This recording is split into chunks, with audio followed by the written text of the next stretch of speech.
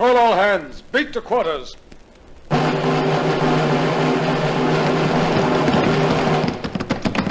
out the guns. Stand by the starboard battery. One broadside into her, if you please, Captain Bush.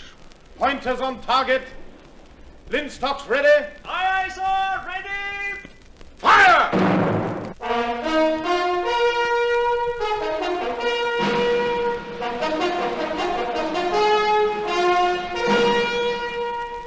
Presenting Michael Redgrave as C.S. Forrester's indomitable man of the sea, Horatio Hornblower.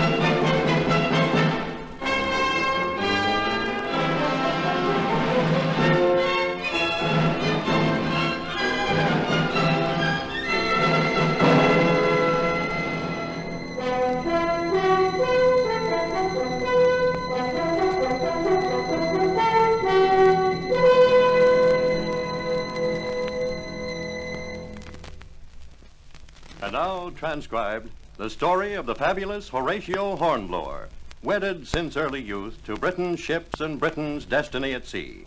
Adventuring across the 7 oceans, as midshipman, as lieutenant, as captain of the line, Hornblower has seen the threatening shadow of Napoleon Bonaparte fall on half the world, has himself even been Napoleon's prisoner of war in France. But now, respite has come.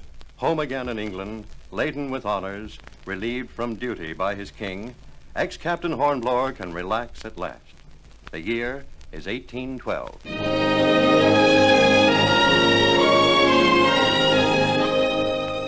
When you've been many years at sea, it sometimes seems a little difficult, I might even say arduous, to live ashore. Especially when your lovely wife, your adored recent bride, rather expects you to become a country gentleman. Well, life is made up of change, they say, but for an old sea dog, new tricks come harder than for other breeds, I think.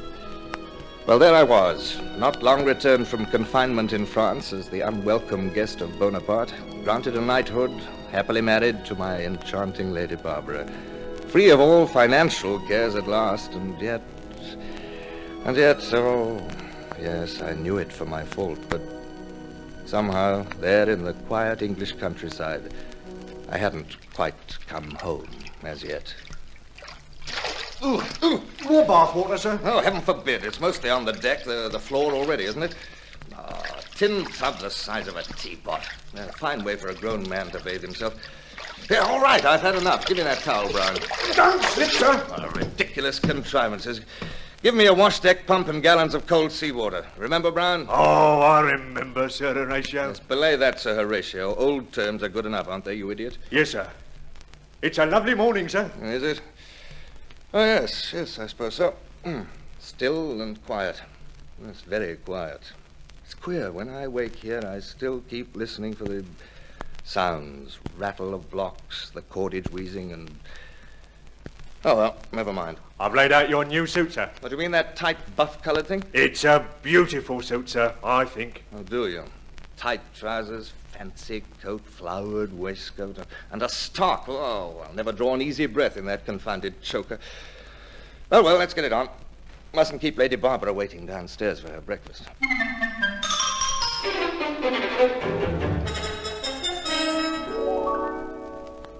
Welcome to the new Squire of Smallbridge. Now, you're laughing at me. You know perfectly well, Barbara, how I felt about that insufferable ceremony yesterday.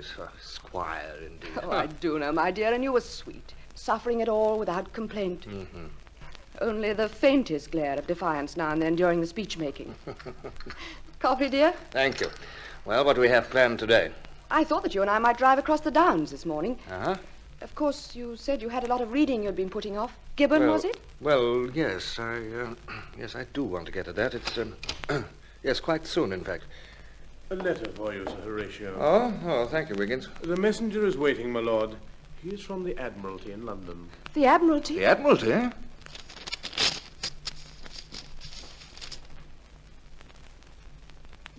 Darling, it couldn't be... Here, listen to this. The Lords Commissioners request that I present myself at once. A matter of extreme importance which cannot even be discussed except in... Hey, Wiggins, where's Brown? Tell him to get out my best uniform and sword. Tell him to pack my things for the night. And look, tell him that... You're going to London right away? Well, my love, the letter says at once. Remember, we're still at war with Bonaparte. Now, off with you, Wiggins. Tell Brown I'll be upstairs immediately, and I'll want him to drive me. We'll take the chariot. I wished I didn't need to look at her just then. After the first surprise, she would try so hard to appear calm and pleased that I was pleased. I hadn't been quite frank with her, perhaps. To be exact, the letter asked whether or not I would accept a new appointment. I didn't know what to say to Barbara, but... Oh, my dear, it's merely for the night. I'll be back in the morning, whatever this amounts to. Yes, for a day or so, perhaps. Oh, just look at you, brazen child. Excited as a midshipman. Oh. It's breaking over you in waves. Do you suppose I don't see it? Oh, my dear, when the Admiralty itself, I must at least find out. I know what you'll find out. Wild horses couldn't hold you now, of course. Do you know how long we've lived here at Smallbridge? Why, 2 months. 2 months tomorrow, Oh, dearest, I've always known. Retirement simply isn't in your line. It's a great honor to be recalled so soon. You must be pleased. And I am, too. If they appointed me a Commodore, well, they might, you know. Well, if they did, I might have to go back to sea again. Darling, we've been married 6 whole months. A wonderful half year. I've had that much of happiness with you. And whatever happens, you'll come back to me. I know you will. Of course I will. Oh, Barbara, I swear you're a woman in 10,000.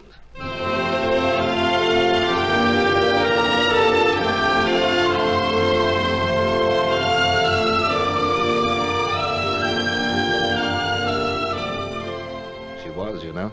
In all my life, I'd said no truer word than that, I told myself as we drove up to London. Well, we made excellent time. Brown knew his business with horses. I never understood the peculiar beasts.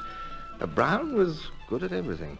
Best captain's coxswain in the Navy, and now the perfect manservant. Still, I rather thought he mightn't mind going back to sea again. There was a queer look in his eye, especially when we drew up before the Admiralty in Whitehall, and I was ushered in to the First Lord. Sit down, Captain Horatio. Thank you, Well. Left your newfound domestic bliss behind, eh, when you received our letter? Well, may I ask what it is you have in mind for me, sir? Of course you may. The Baltic, Horatio. The Baltic? Is Russia coming into the war, then? Who knows? I wish I did. That very question's at the heart of this whole project. Our letter did say, didn't it, that you'd take rank as Commodore, with a captain under you. You'd have 6 ships. The Nonsuch, 74, a ship of force. The Nonsuch? I know her well, sir. Both the Russian Tsar and Prince Bernadotte of Sweden have teetered back and forth for months, you know. Well, from all I've heard, Boney's making tempting offers to them both. And Bernadotte's a Frenchman, after all. Is there really any chance that they might join us, sir? They might, if we handle them sensibly. They have as much fear as we, now Boney's gobbled up most of the continent. The die will be cast any day, we think. If we can show those Baltic powers some British naval strength to count on. I understand, sir. At any rate, we've got to keep the Baltic open for supplies. So much that we need here comes by those sea lanes. Well, are you ready? Is it settled? Yes, it's settled. Good. Now tell me, who would you like for captain of the Nonsuch, under you? I'd like to have Bush, sir, if he's available. I'd hate to go to sea without old Bush. I rather thought you'd ask for him. That wooden leg of his won't be a handicap, you think? No, I think not, sir. You two have seen some things together, haven't you? First met as young lieutenants on the old Renown. That's right, sir. Well, then, Bush it shall be. Now, then, let's walk across and see the Foreign Secretary. He's sure to have some secret orders for you.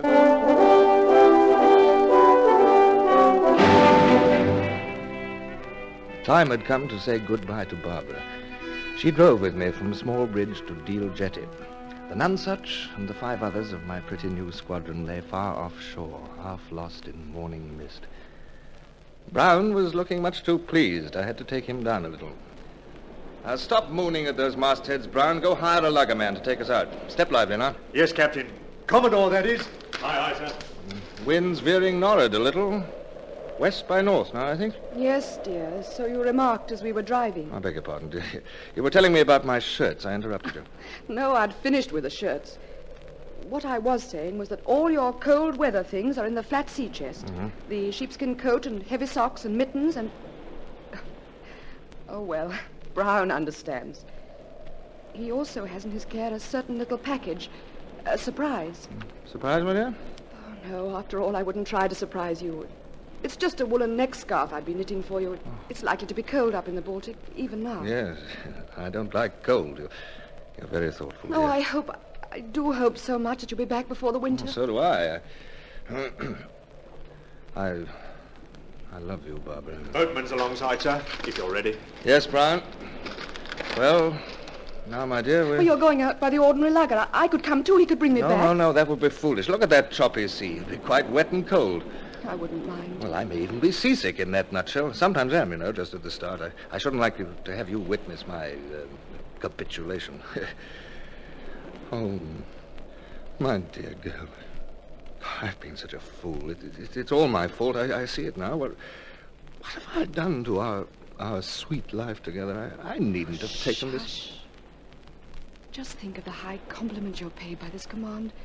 Oh, your ships are beautiful. Yes, but dearest, to leave you now... I was much too proud, much too impulsive. I should have told them that I...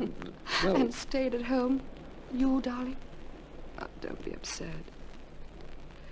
Brown's in the boat with all your gear. They're waiting. You must go. Think of me, Barbara. Oh, need you ask that? You'll write me everything? Mm. Everything, won't you? Yes. The bad things, too. Of course. Well, goodbye, Barbara. Goodbye. Come back to me. Come back to me.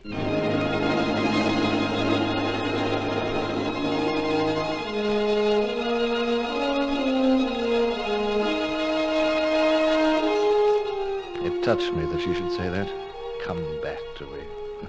Like any witless wife of any common seaman. As if by some power of my own I could control French cannon shot. But it made me love her all the more. And made my heart ache, too, that she should say such foolish things for all her pride and elegance. The little lugger pitched and rolled, a long trip all alone out to my ship. Oh, I could have let her come along. It would have done no harm. They'd seen me from the Nonsuch as we came tossing up the wind and laid into the big two-decker's lee. My old friend Bush, as captain, had turned the whole crew out full dress, and I was piped aboard with all the honors of a commodore. The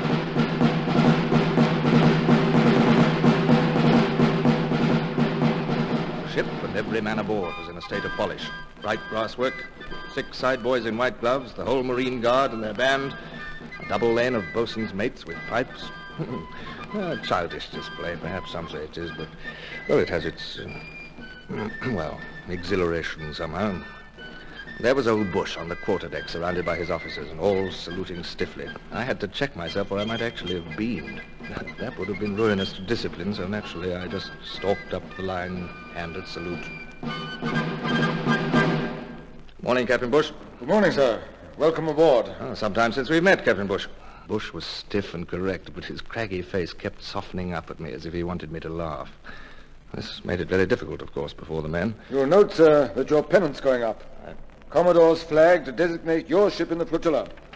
Oh, indeed. Well, well, Captain Bush, we shall get underway at once, if you don't mind. No time to lose. Be good enough to signal the others of the squadron. Aye, sir. Very good. We sail on secret orders. I'll apprise you of their nature, Captain Bush, if you'll kindly dine with me this afternoon. You old sea urchin. I shall be there, sir. Thank you. Mr. Adams, pass the word to our 5 other ships. Underway at once and keep formation. Aye, aye, sir. Underway. Anything wrong, sir? What, Bush? Oh, I see you scowling off to starboard, sir. May I find you a glass? No. Is it the sloops? No, it's nothing, Bush. No, I was just trying to make out the jetty. My wife's there. Mist hasn't quite cleared yet, has it?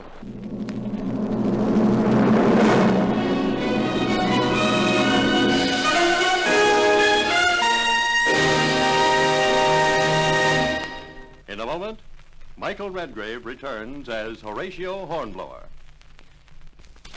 And now, continuing our story, Michael Redgrave as Horatio Hornblower awaits his old friend, Captain Bush, in his Commodore's cabin aboard the flagship Nonesuch.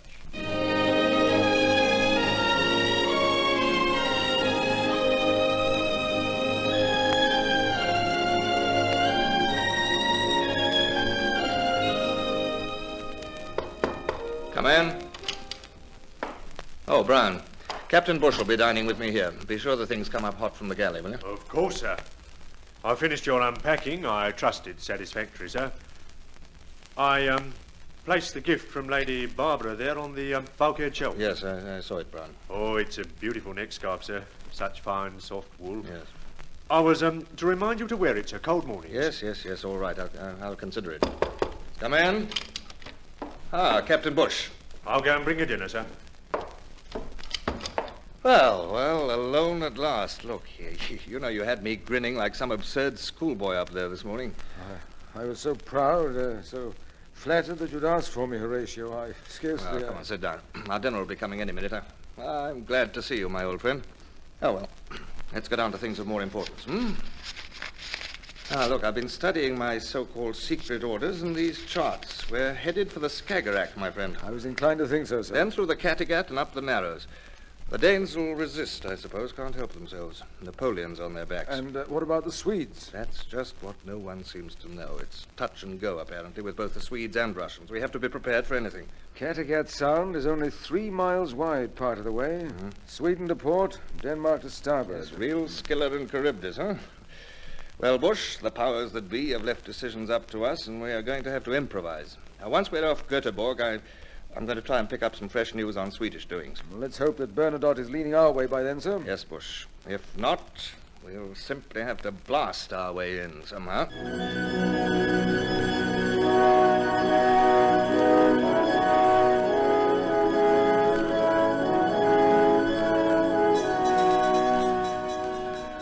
Up through the North Sea, into the Skagerrak. And scarcely a sail sighted off our bows the whole first week. Deserted waters, even in the Skagerrak off Denmark. Now and then we'd see a tiny fishing boat far off, none within hail. We had no news. We strained our eyes for some revealing sign. Had Bernadotte made up his mind by now? Were he and Russia enemies, neutrals, or even friends, if handled sensibly? Before sunrise, I found Bush on the quarterdeck. Well, still no news. Are we to run the gauntlet, then? We're nearing the Helsingborg Narrows. I wonder, Bush, how many guns are on that Swedish shore. Multitude, sir, you may be sure. The charts show a good dozen forts. Shouldn't we send a boat in, sir? Find out how Sweden stands? Well, last night I thought so, Bush. It has its logic, I admit. On the other hand, a boat would surely advertise our presence. But, sir, if both sides of the Kattegat are hostile... Well, we could dash in the moment there is light enough to see the channel. Surprise them and perhaps get through, even if Sweden does resist. Yes, sir, but then if Sweden has joined Bonaparte, won't we be bottled up inside the Baltic? Well, the Baltic is a sizable sea, Bush. I suspect we could maintain ourselves a while. Yes. Still almost an hour till dawn. That gives us time to clear our decks. Yes. I think we'll go in, Bush, this morning. Very good, sir. Hoist the yardarm lanterns. Signal all vessels clear for action, if you please. Aye, aye, sir. All hands to quarters. Mr. Adams, clear for action. Pass the word. All ships to clear for action. Aye, aye, sir. All ships to clear for action.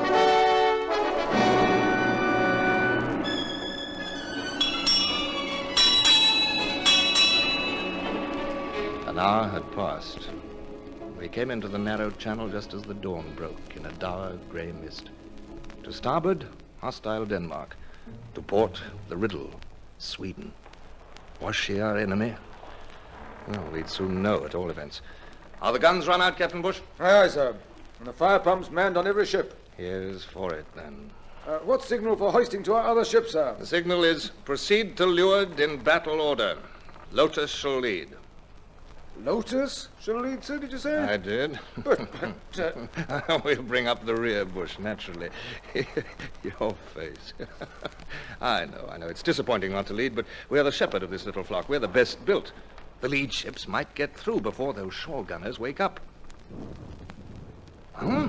They're awake already, huh? Which shore fired that? the Danes. They've seen us, sir. Yes, there's the drift of smoke to starboard, see? Batteries firing to starboard, Captain Bush. Yes, Mr. Adams, so I gather. By the way, did you know that those low cliffs are Elsinore, where Hamlet walked? I beg your pardon, sir. Yeah, never mind. We've no time now for literary small talk, have we? Signal to Lotus, Mr. Bush. Return the fire to starboard. We'll keep exact station astern of the Harvey, if you please.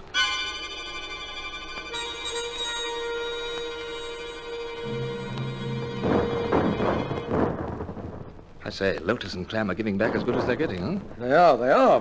Bush, this channel's full of shoals. I remember that from years ago. I remember too, sir. I've put leadsmen in the chains. They'll sing out when we're reaching shallow water. Good. The sloops and the three others don't draw as much as we do. Let me compliment you, Bush. You've thought of everything. Well, Brown? Your next guard, sir. Oh, nonsense. In the midst of an action. How dare you come up here? It's very cold this early in the morning.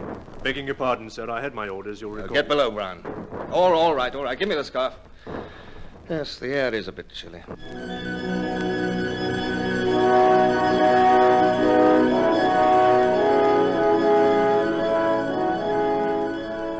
With Elsinore abaft, the channel widened, and we were out of range from shore. There'd be about an hour, I reckon, before we reached the further narrows, a longer gauntlet to be run.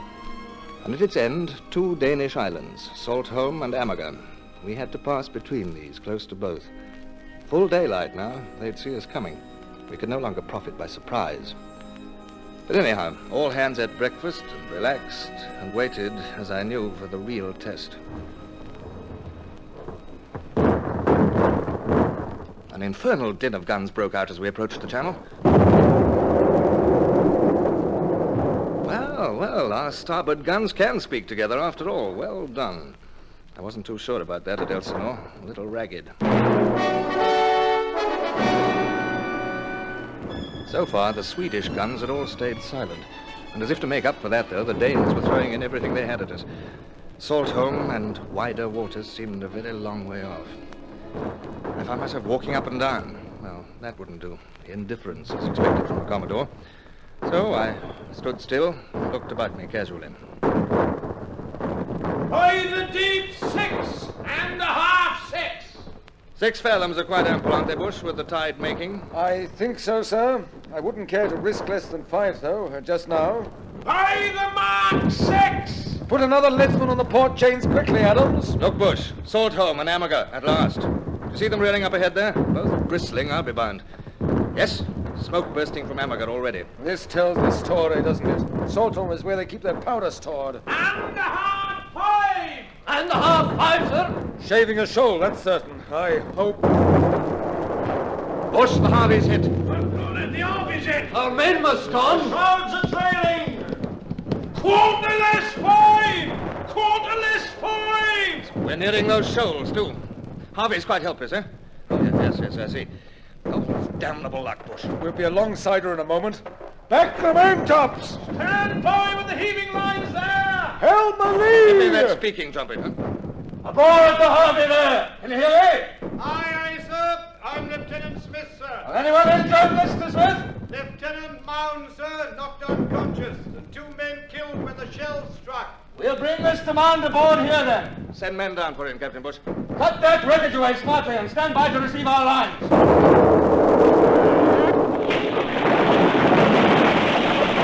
What's that? Are we hit, too? Our mizzen topmast's gone. By the mark 5!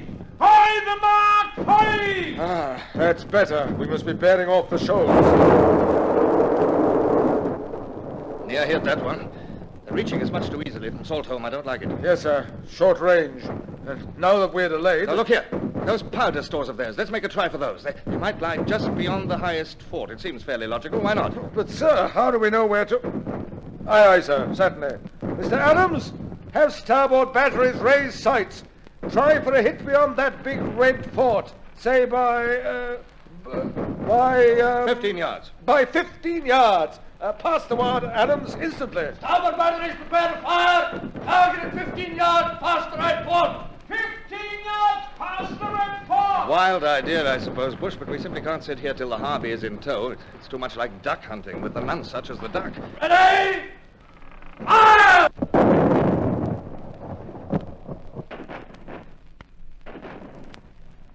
It's no good, sir. And the Harvey's got us trapped under those guns. They'll sink her any minute, and us with her. Let's try another salvo, Bush. 20 yards beyond the port this time. Pass the word, Adams. 20 yards. Target at 20 yards past the same port. Ready? Fire!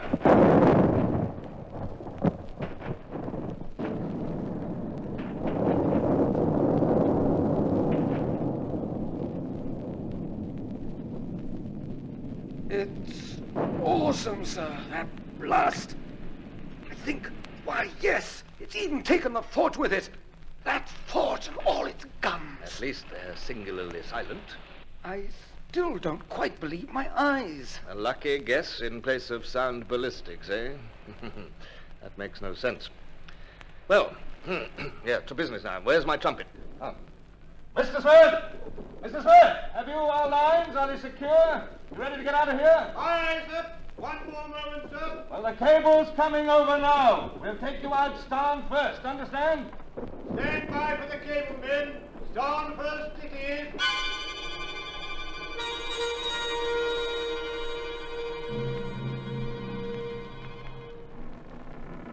Well, sir, not a bad afternoon. Harvey's in tow. Lotus took one poor hit. We have a hole or two in our own shrouds, but no ships lost. I shan't forget what we did to those powder stores on Saltholm. Yes, that was a satisfactory moment. There's been no firing for a good 10 minutes. They can't quite reach us anymore. We'll sail round Falsterbo, clear of all batteries, I think. I'm a bit tired. Adams, Mr. Adams, has Mr. Mound been brought up yet? Yes, sir. He's aft. Unconscious now. The sergeant's with him. I want to see him. Concussion and bad shoulder wound. A good deal of blood about the face and throat, sir. Well, here you are, Mound. Surgeon taking care of you all right? Yes, thank you, sir. I'm quite all right. We're taking him below to sick bay in a moment. I'm proud of all my young officers today, Mound. They're not too uncomfortable, I hope. Did all of us get through, sir? All our ships? That we did, Mound.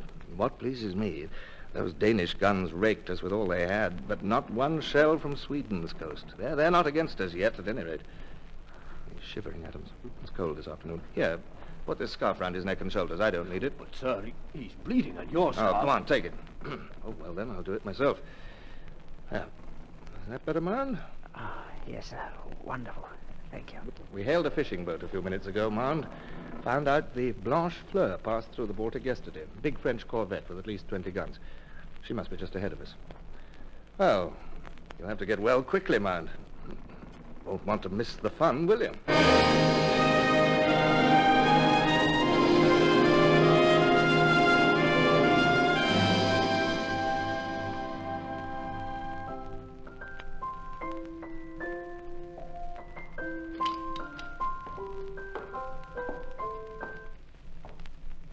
A letter, your ladyship. Oh, thank you, Wiggins. Why, it's from... I thought so, milady. I'm very pleased for you.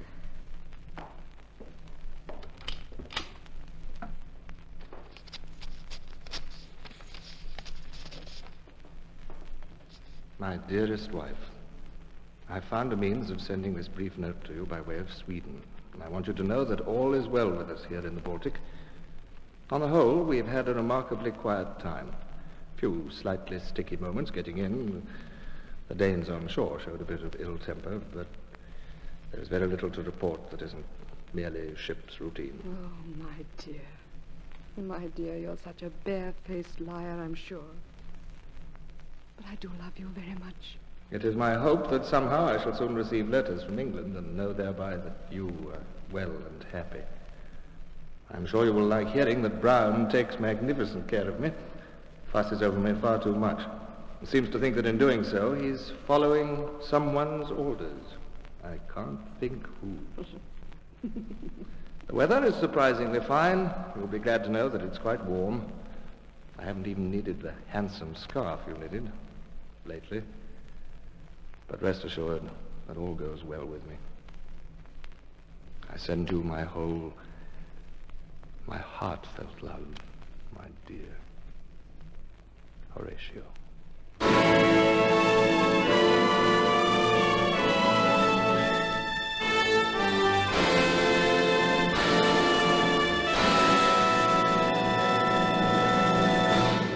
Horatio Hornblower, starring Michael Redgrave, is based on the novels by C.S. Forrester.